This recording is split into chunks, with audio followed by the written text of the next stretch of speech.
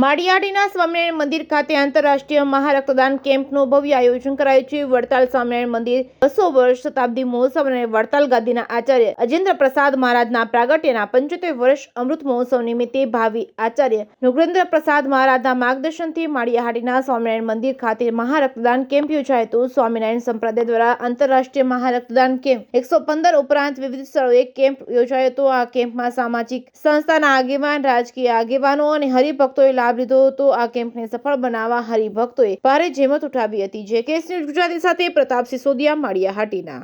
આજે તારીખ 17/3/2024 રોજ વડતાલ મંદિરના ભગવાન સ્વામિનારાયણના ત્રિશતાબ્દી મહોત્સવ અને અમારા ગુરુ અજેન્દ્ર પ્રસાદ મહારાજના 75 વર્ષના પ્રગટ્ય નિમિત્તે આજે લાલજી મહારાજની આજ્ઞાથી અમે 115 જગ્યાએ 7 દેશમાં એકી સાથે મહારક્તદાન કેમ્પનું આયોજન કરેલ છે અને આજે અમારા માળિયા મંદિરની અંદર આજે કેમ્પમાં બધા હરિભક્તો ભાઈઓ અને બહેનો બોડી સંખ્યાનો લાભ લઈ રહ્યા છે અને અમને વધારે સૌથી વધારે સારું બ્લડ એકઠું થાય અને ગરીબ માણસો પછી કોઈ એક્સિડન્ટવાળા જરૂરિયાતમંદોને આ લોહી પહોંચે એવી અમારા લાલજી મહારાજની ઈચ્છાથી આજે રક્તદાન કેમ્પનું આયોજન કરેલ છે।